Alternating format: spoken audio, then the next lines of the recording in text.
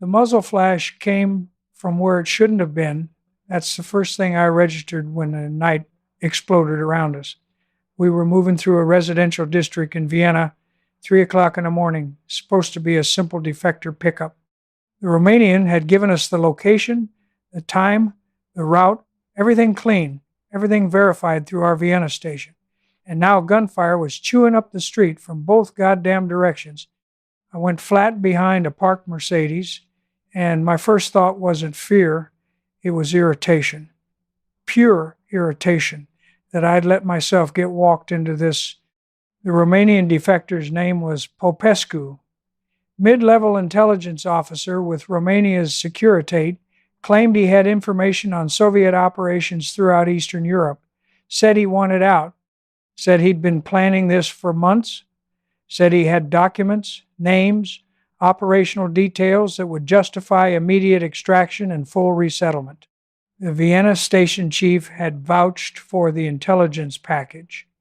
State Department was involved. This was supposed to be a career maker for some desk officer back in Langley. Instead, it was turning into a goddamn shooting gallery. This was 1976. Cold War was running hot in Europe. Vienna was the crossroads, East meeting West. Intelligence services from every country, working their sources, running their operations, trying to stay one step ahead. The city had more spies per capita than anywhere except maybe Berlin. You couldn't walk 3 blocks without passing someone who worked for somebody's intelligence service. I was there on temporary duty, pulled in from my SOG work in Southeast Asia because I had experience with defector operations and the Vienna station needed bodies they could trust. They'd been burned twice in the past year, false defectors, provocation operations, one case where a supposed East German walk-in turned out to be Stasi running a penetration attempt. So when Popescu made contact, they wanted someone with operational experience handling the pickup. That someone was me. The second car or security vehicle was 50 meters behind me, and I could hear return fire. Short, controlled bursts. Professional. My partner on this operation was a Vienna station case officer named Sullivan. Good operator, steady under pressure. He'd positioned himself to cover our rear approach, and now he was earning his pay. But the fire coming at us wasn't random. This was coordinated, pre-positioned. They'd known exactly where we'd be and exactly when we'd be there. We'd been set up. The question was whether Popescu was part of it or just bait they dangled to draw us in. Either way, I was pinned down behind a Mercedes with automatic weapons fire coming from at least 3 positions, and the simple defector pickup had turned into a fight for survival in the middle of a Vienna residential district. Time to move. Let me back up 2 weeks and tell you how we got to that goddamn street corner. Because understanding the setup is the only way to understand what happened when it all went to hell. Popescu first made contact through a cutout, a Romanian emigre who ran a coffee shop near the Naschmarkt. The emigre was a known intelligence asset, worked for us occasionally, vetted and reliable. Popescu had approached him claiming he needed help getting out, said he had family in the West, said the Securitate was closing in on him for ideological unreliability. All the right words, all the right moves. When the Vienna station got word, they were cautious. They'd been burned before. So the first meeting happened in a controlled environment, an apartment we maintained in the 7th District, sanitized location, no connection to official channels. I wasn't at that meeting. Different case officer handled it, guy named Brennan, solid operator with Eastern European experience. Brennan's report said Popescu was nervous but credible. Mid-30s, spoke good English, had worked for Securitate for 8 years in their counterintelligence division.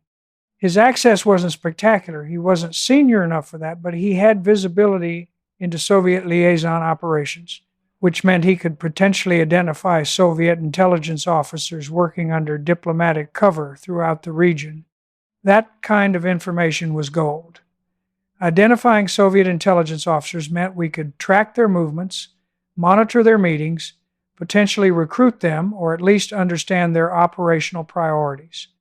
So even though Popescu wasn't bringing us the crown jewels, he was bringing us something valuable enough to justify extraction. The second meeting I attended personally. We changed locations, different apartment, different district, standard counterintelligence practice. If Popescu was being run by hostile services, changing venues would complicate their surveillance and make it harder for them to pre-position assets. I watched Popescu for 2 hours that night, watched how he moved, how he answered questions, how he handled stress. You can tell a lot about a man by watching him under pressure. Does he make eye contact? Does he fidget?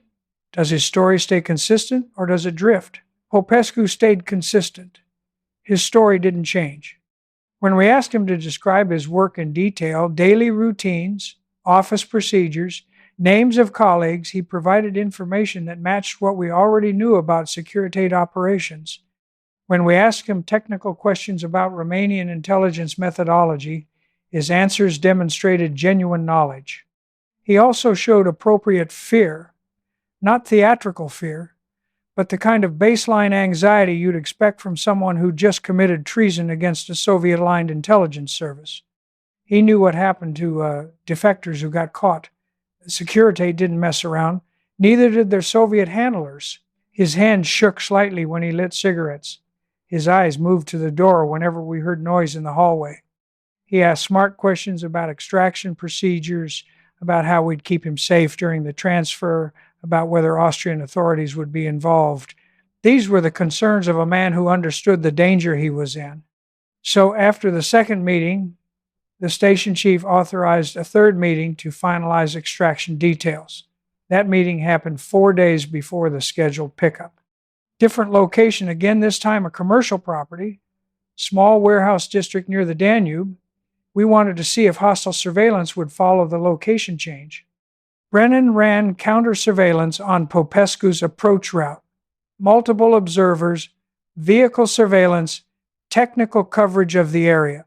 No flags, nobody tailing him, no vehicles running parallel surveillance, no communications intercepts suggesting hostile awareness.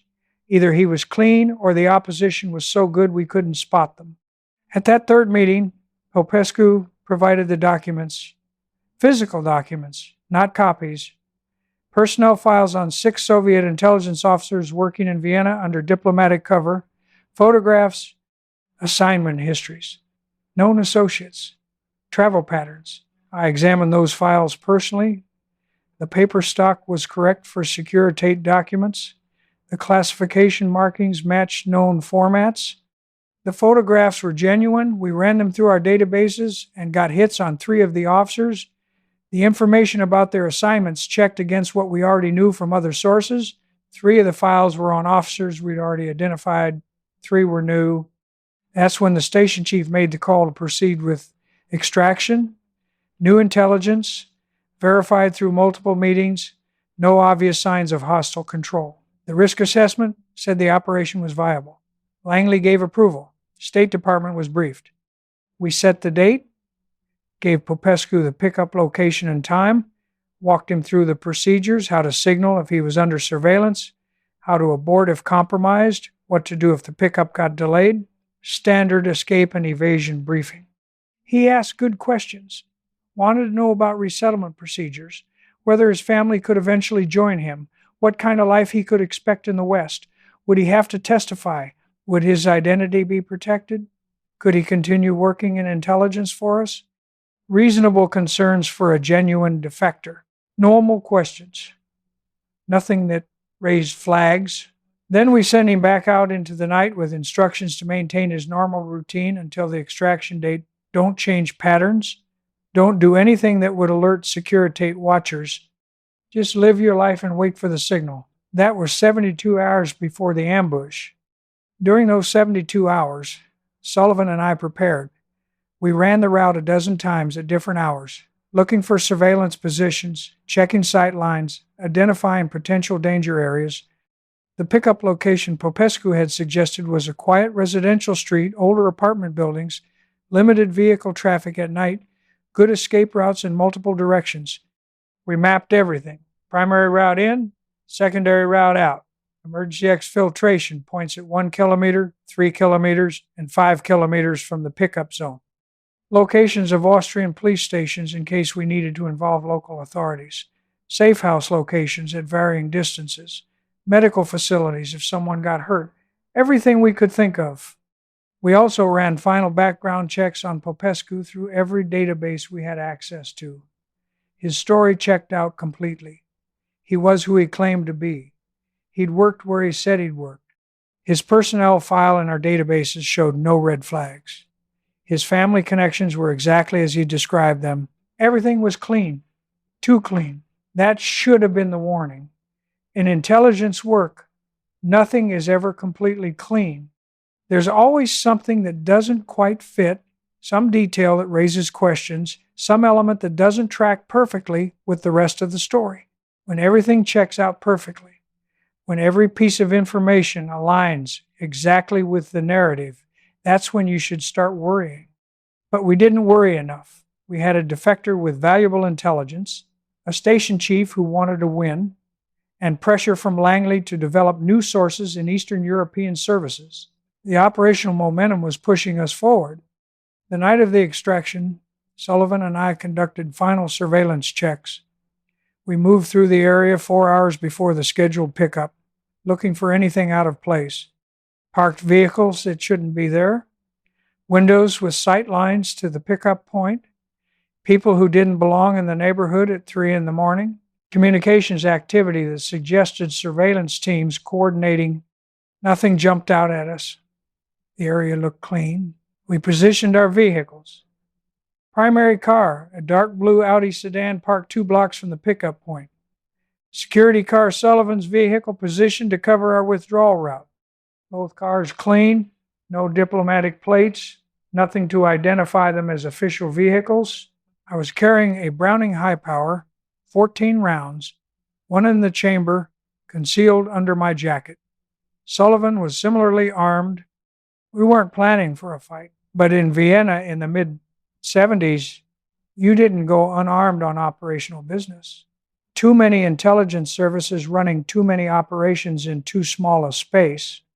At 2:15, we moved into final positions. I walked the pickup route one last time. Just me on foot, looking like a guy heading home from a late night out. The streets were empty. No cars running surveillance, no pedestrians, no signs of hostile activity. Vienna at 2 in the morning was quiet as a tomb. At 2:25, I got into the Audi and waited. Popescu was supposed to appear at 2:30. The recognition signal was simple. He'd light a cigarette when he reached the pickup point. Natural gesture, wouldn't draw attention, clear visual confirmation of identity. At 2:30, nobody appeared. At 2:35, still nothing. That 5-minute delay bothered me. Could be innocent, he got held up, had to avoid a neighbor, got cold feet at the last second. Or it could mean compromise. Could mean he was under hostile control. Could mean we were walking into a setup. I should have aborted right there. 5-minute delay with no explanation meant something was wrong. But I waited, gave him another 5 minutes. Told myself he was just being cautious, taking extra time to make sure he wasn't followed. At 2:40, I saw movement at the far end of the street. Single figure walking toward the pickup point. Could be Popescu, could be a civilian. Hard to tell at that distance in limited street light. I waited for the recognition signal, waited for him to light that cigarette. The figure kept walking, getting closer, no cigarette. At 2:42, he passed under a street light and I got a clear look. It was Popescu. But something was wrong with his body language. A genuine defector would be nervous, checking over his shoulder, alert for surveillance. Popescu was walking like a man who didn't have a care in the world. Hands in his pockets, steady pace, looking straight ahead, no recognition signal, wrong demeanor, 5 minutes late. Every instinct I had was screaming abort, abort, abort. I started the Audi's engine anyway, pulled forward slowly, moving toward the pickup point. Maybe he was just staying in character. Maybe he was being professional about it. Maybe I was reading too much into body language. Popescu stopped at the corner, Still no cigarette, still no recognition signal. I slowed the Audi, trying to make eye contact, trying to read his expression in the dim light. That's when the night exploded. Muzzle flash from a second floor window to my right. Muzzle flash from a parked van to my left. Automatic weapons fire, sustained bursts, rounds impacting the street and the Audi and the buildings around me. I went flat, killed the engine, rolled out the driver's side door. The Mercedes I mentioned earlier was parked 3 meters ahead. I covered that distance fast, staying low, and got behind the vehicle. Popescu disappeared, just dropped out of sight like he'd never been there. Whether he went down or ran or was never actually there to begin with, I couldn't tell. The whole thing went to hell in maybe 3 seconds. The fire was coming from at least 3 positions. The window to my right, second floor apartment, long bursts from what sounded like an AK-47, the characteristic crack of 7.62 by 39 rounds. The van to my left, shorter bursts, more controlled, probably a submachine gun, and a third position somewhere behind me, farther down the street, cutting off my retreat route. Sullivan was returning fire from the security car. I could hear his weapon, an H&K MP5, putting out controlled bursts toward the third position. 3-round bursts. Professional. He wasn't panicking, but we were in a kill zone. Pre-positioned shooters, coordinated fields of fire. They'd mapped this out, rehearsed it, waited for us to walk into it. I assessed the situation fast. The Audi was shot to hell, multiple impacts, windows blown out, tires flat. That vehicle wasn't going anywhere, which meant I was on foot in a residential area in the middle of a gunfight with no backup except Sullivan and no extraction plan except the one that just got shot to pieces. The Mercedes I was hiding behind wasn't going to provide cover for long. They'd adjust their fire maneuver to better positions or just put enough rounds into the vehicle that some would punch through and hit me. I needed to move. The apartment window above me went quiet, probably reloading. That gave me maybe 5 seconds. I came up fast, fired 3 rounds at the van's position, not aiming for hits, just suppressing fire to make them duck, then sprinted across the street toward a narrow alley between buildings. Rounds chased me, sparking off the pavement, cracking past my head. One hit the wall next to me and sent brick fragments into my face. I made it to the alley entrance and dove into cover. The alley was maybe 4 feet wide, brick walls on both sides, ran about 30 meters before opening into what looked like a small courtyard. I moved fast, weapon up, checking corners, expecting shooters to be waiting. Behind me, Sullivan's fire increased in tempo. He was moving too, probably trying to work around to a better position or break contact entirely. Good operator. He wasn't sitting still waiting for them to flank him. I reached the courtyard, small space, maybe 20 feet square, surrounded by apartment buildings on 3 sides, fire escapes on 2 of those buildings, no vehicles, no obvious exit except back the way I came or through one of the building entrances. I tried the nearest entrance. Locked. Heavy wooden door, old building. No way I was kicking it in without making noise that would draw every shooter in the area. That's when I heard footsteps in the alley behind me. Heavy boots. Running. More than one person. They were coming after me. I positioned myself against the wall next to the alley entrance, weapon aimed at the opening, controlled breathing, finger on trigger. First person through that alley was going to take 2 rounds center mass before they even saw me. 2 figures appeared. Dark clothing. Moving fast. Weapons up. The lead one was carrying an AK-47. The second one had what looked like a Czech Scorpion submachine gun. I fired twice. The lead figure went down hard, hitting the ground and not moving. The second figure dropped flat, returned fire, rounds sparking off the brick wall behind me. I shifted position, fired again, saw the round hit low, caught him in the leg. He went down but kept shooting. Short bursts from the Scorpion, trying to suppress me while he repositioned. Then I heard more movement from the opposite side of the courtyard. They were flanking multiple shooters, coordinated movement, trying to box me in. This was not good. I looked up at the fire escapes. Old iron construction, probably loud as hell when you climbed it, but it was vertical movement and they wouldn't expect it. Most people in a gunfight think horizontally, forward, back, left, right. They don't think up. I holstered the Browning, jumped, caught the lowest rung of the escape ladder, pulled myself up. The damn thing creaked and groaned, but I climbed fast. First platform, second platform. The shooters in the courtyard spotted me and opened fire. Rounds sparked off the iron. One hit the railing 6 inches from my hand. I kept climbing. Third platform, fourth platform. I was above the roofline now, and the shooters below had lost their angle. They could see me, but they couldn't get effective fire on my position. I moved along the fourth floor platform to the nearest window. Tried it, locked. Moved to the next window, also locked. Third window had an old latch that didn't catch properly. I forced it open, went through fast, rolled into what looked like a residential apartment. Dark, quiet, no lights. I could smell coffee and cigarette smoke. Someone lived here. But either they'd fled when the shooting started or they were hiding. I moved through the apartment fast, weapon up, clearing each room as I went. Kitchen empty, bathroom empty, bedroom empty. The occupants had either run or weren't home when this started. I reached the apartment's main door, cracked it open, looked into the hallway. Standard residential building layout, hallways, stairs, multiple apartments per floor, nobody visible. I could hear sirens now. Austrian police responding to the gunfire. That meant maybe 5 minutes before the area was flooded with cops. 5 minutes to get clear or get detained and have to explain why an American intelligence officer was in the middle of a shootout in a Vienna residential district.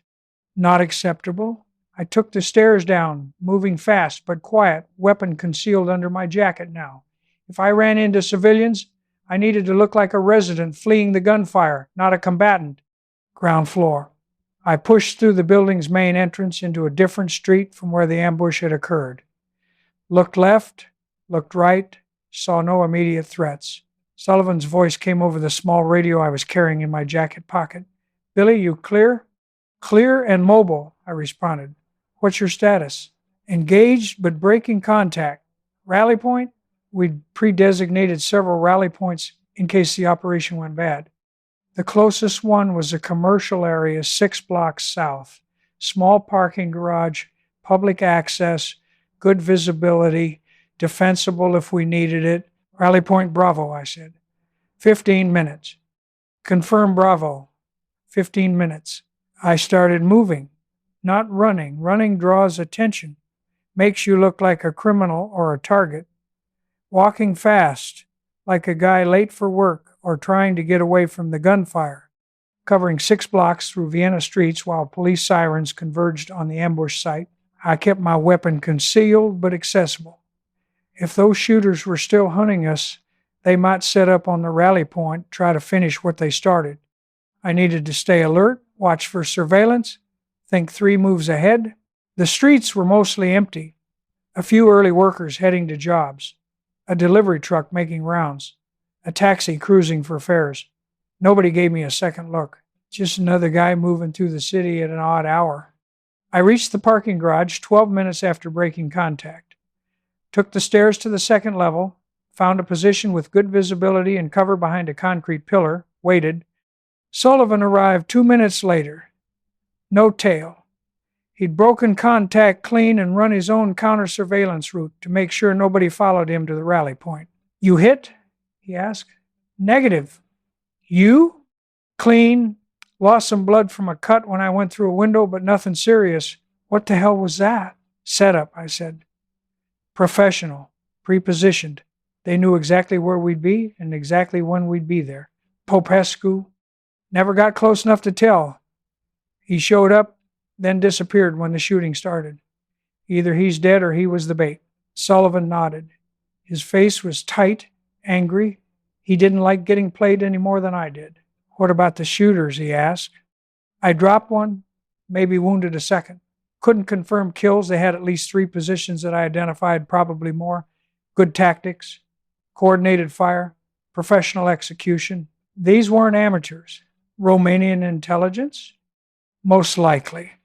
Maybe with Soviet advisors, the tactics were too good for local criminals, too coordinated for a hasty operation. This was planned. We moved to Sullivan's backup car. He'd positioned it 4 blocks from the ambush site before the operation. Insurance policy in case his primary vehicle got compromised. Smart thinking. That backup vehicle was our ticket out of the area. We drove to a safe house in the Austrian suburbs, different location from any we'd briefed for the operation. When your operation gets burned, you assume everything is compromised. Your routes, your safe houses, your communication protocols, your backup plans. So we went to a location that only the station chief knew about, a place we'd never discussed with anyone involved in the Popescu operation. We called it in from a payphone 2 blocks from the safe house. Reported the ambush. Reported Popescu's status unknown. Reported probable hostile casualties. Requested immediate exfiltration through military channels. The station chief's response was 3 words: "Get out now." We did. We were on a military flight to West Germany 8 hours later. The Vienna station cleaned up the mess, dealt with Austrian authorities, handled the diplomatic complications, spun whatever story needed, spinning to keep the operation from becoming an international incident. I spent those 8 hours thinking about what had gone wrong, replaying every decision, every meeting, every moment where we could have done something different, looking for the mistake that got us into that kill zone. The answer was simple. We'd wanted it to be real. We'd wanted Popescu to be genuine. We'd wanted the intelligence he was offering. So when small warning signs appeared, the perfect documentation, the flawless story, the body language that didn't quite match, we explained them away, we rationalized, we proceeded. That's how good intelligence officers get killed. Not through incompetence, through wanting the operation to succeed badly enough that they override their instincts. Popescu's body turned up 3 days later, pulled from the Danube by Austrian police. 2 rounds to the back of the head, hands bound with wire. Professional execution. The kind of thing you see when an intelligence service disposes of a compromised asset or punishes someone who failed. Whether the Romanian shooters killed him during the ambush or his own service executed him afterward, we never confirmed. Either way, he was dead. The documents he'd provided, the personnel files on Soviet intelligence officers, turned out to be a mix. 3 were genuine. 3 were fabrications designed to send us chasing phantoms or to identify which officers we already had under surveillance. That told us something important. This wasn't just a killing operation. If they'd wanted us dead, they could have positioned snipers and taken us out with long-range fire before we even reached the pickup point. Instead, they'd set up an ambush with automatic weapons at close range, loud, messy, likely to be survived by competent operators. They wanted to embarrass us. They wanted to demonstrate they could compromise our operations, penetrate our security, manipulate our assessment process. They wanted to show us and whoever else was watching that they were good enough to play us. And they were right. They were good enough. The Vienna station spent 3 months trying to reconstruct what happened. They identified 2 of the shooters, Romanian intelligence officers who'd been in Vienna under diplomatic cover. One worked at their embassy as a commercial attaché. The other was listed as a cultural liaison. Both left Austria within 48 hours of the ambush, expelled quietly through diplomatic channels. A third shooter was a local asset. Criminal background, weapons trafficking, probably hired muscle. He disappeared too. Either left the country or went underground. Austrian authorities never found him. The station also traced Popescu's movements during the 2 weeks before the operation. He'd been under Romanian surveillance the entire time. They'd known about every meeting, every contact, every communication. They'd let the operation proceed because it served their purposes. The coffee shop owner, our supposed cutout, had been compromised months earlier. The Romanians had identified him as an intelligence asset and either recruited him or coerced him into cooperation. Every message Popescu sent through that channel went straight to Romanian intelligence. So they'd known about the operation from day one. They'd known our procedures, our security protocols, our vetting process. They'd crafted Popescu's story specifically to pass our checks.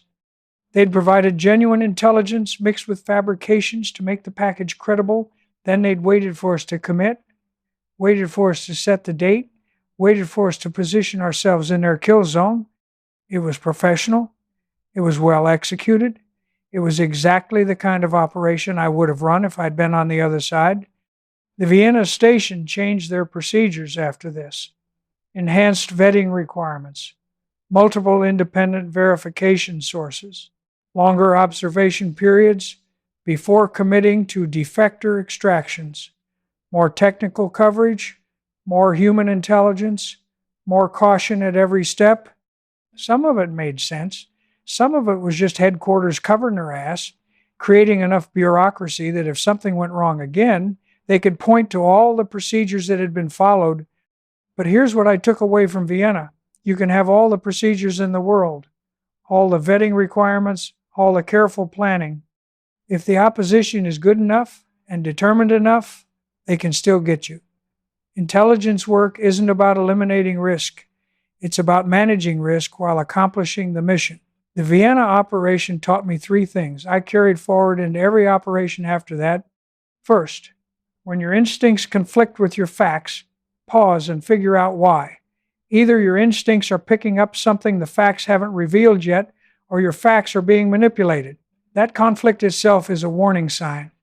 In Vienna, my instincts told me something was wrong when Popescu didn't give the recognition signal. My instincts registered the wrong body language, the wrong timing. But I overrode those instincts because the facts, the vetting, the documents, the station chief's approval said the operation was sound. My instincts were right. The facts had been carefully constructed by professional intelligence officers to lead us exactly where they wanted us. Second, physical capability saves lives when operations go wrong. When that ambush initiated, everything depended on my ability to move fast under fire, sprint across open ground while rounds were incoming, climb a fire escape while carrying gear and weapon, low crawl, run, fight, evade. If I'd been out of shape, if I'd been slow or weak or unable to handle physical stress, I would have died in that street. Sullivan would have died trying to cover me. The opposition would have won completely instead of just embarrassing us. Physical fitness isn't optional. It's operational survival. Your body is your primary weapon. If it fails when you need it, everything fails. Third, there's a difference between never quitting and knowing when to abort. Never quit means never give up on missions that are still viable. Never abandon your team. Never stop pushing when pushing can still accomplish the objective. But tactical abortion is different. When I saw Popescu walking toward that pickup point without the recognition signal, when I registered the wrong body language, I should have aborted immediately. That wasn't quitting. That was tactical, common sense. I didn't abort. I proceeded because I wanted to give him the benefit of the doubt, because I wanted the operation to succeed, because I'd invested 2 weeks in the preparation. That was stupid. That almost got me killed. Never quit doesn't mean ignore obvious warning signs. It means persist through difficulty when persistence is still tactically sound. It means recognize when a situation has changed and adapt accordingly. Vienna was a failure. We didn't extract Popescu. We didn't prevent the ambush. We didn't accomplish the mission we'd been assigned. We lost credibility with Austrian authorities. We gave the Romanians a propaganda victory, but we survived. We fought through the ambush, evaded capture, extracted ourselves successfully. We learned lessons that made us better operators for the next mission. That's how you build a career in this business. Not by succeeding every time, by surviving the failures and being smart enough to learn from them. So what does this mean for you? 3 lessons. That's it. Everything else flows from these 3. First, volunteer for everything, but verify everything twice. I've told you to volunteer for every mission, every assignment, every opportunity that comes your way. That's still true. That's how you build a career, how you prove yourself, how you get access to operations that matter. But volunteering doesn't mean being stupid. When I took the Vienna assignment, I volunteered. When they asked me to handle the Popescu extraction, I volunteered. That was correct. But I should have pushed harder on the vetting. I should have insisted on more verification, more time to assess the situation, more independent confirmation. Volunteering for the mission doesn't mean accepting questionable intelligence without scrutiny. Second, physical fitness is operational survival, period. When that ambush initiated, everything depended on physical capability. Running under fire, climbing fire escapes, fighting through a kill zone. None of that happens if your body can't perform. This isn't about passing PT tests or looking good. It's about whether you live or die when operations go wrong. Your teammates depend on you being physically capable. If you can't move fast, can't fight effectively, can't handle stress, you're a liability. Third, know when to abort. Never quit means persistence through difficulty. It doesn't mean ignoring obvious warning signs. When Popescu showed up without the recognition signal, I should have driven away. That wasn't quitting. That was tactical intelligence. Sometimes the smartest thing you do is recognize a bad situation and get out before it kills you. Vienna taught me that intelligence work is about operating where everyone lies, where the opposition is professional and motivated, where one mistake gets you killed. The Romanians were good. They understood how we operated. They constructed a credible defector. They executed their ambush with precision. If Sullivan and I had been slightly less capable or slightly less lucky, we'd be dead. That's the reality. But we survived. We fought through. We evaded. We extracted ourselves. We did that because we stayed alert, maintained tactical awareness, trusted our training, and moved when movement was required. That's what warriors do. That's what the desire to be involved means when everything goes to hell. Popescu died in that operation. Whether he was willing or coerced, whether he understood what was happening or got used by his own service, he's dead. The opposition sacrificed him to accomplish their objective. That's cold, that's brutal, that's intelligence work. You want to be involved in this world? Understand what involvement means. It means operating where betrayal is routine, where trust is tactical, where people die for reasons that won't make any newspaper. It means being physically capable, mentally tough, operationally aware, willing to make hard decisions under pressure. It means volunteering for missions, verifying intelligence, trusting your instincts, never quitting until abort is the smart option. Vienna was a failure, but we survived, we learned, we adapted, we carried those lessons forward. That's how you build a career, not by succeeding every time, by surviving failures and being smart enough to learn from them. Never quit. Verify everything. Trust your instincts. Stay physically capable. Know when to abort. Those are the lessons Vienna taught me. Those are the lessons that kept me alive for 50 years in this business. Those are the lessons I'm passing to you.